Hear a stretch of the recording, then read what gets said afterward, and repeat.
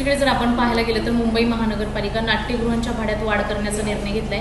नाट्य निर्मात्यांचा देखील याला तीव्र आक्षेप आहे। एकीकडे मुंबई महानगरपालिकेमध्ये सत्ता भाजपची सत्ता येण्यापूर्वी सांगत होती कुठली दरवाढ होणार नाही, मात्र आता ही दरवाढ केली जाणार कसं पाहता येईल? हे सगळे चुनावी जुमले असतात त्यांचे। हे भाजपचा नेहमीचा फंड आहे ना। 15 लाख रुपये पण प्रत्येकाच्या खात्यावर टाकणार होते ना 2014ला, कुठे टाकले? नाही टाकले ना। ते मतदान मिळवण्यासाठी करणं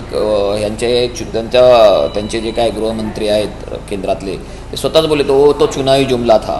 तसंच आहे, हा चुनावी जुमलाच आहे खरं तर। मराठी नाट्यगृह जी आहेत आधीच त्याला अवकाळ आली आहे, प्रेक्षक मिळत नाही आहेत, ते जेवढे निर्माते आहेत ते आधीच अडचणीत आहेत।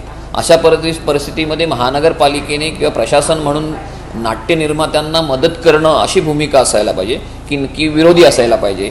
भाव वाढ करणं म्हणजे विरोधी भूमिका आहे आणि त्याला आम्ही कडाडून विरोध करू, याबाबत तुम्ही काय आंदोलन वगैरे कडाडून विरोध करू।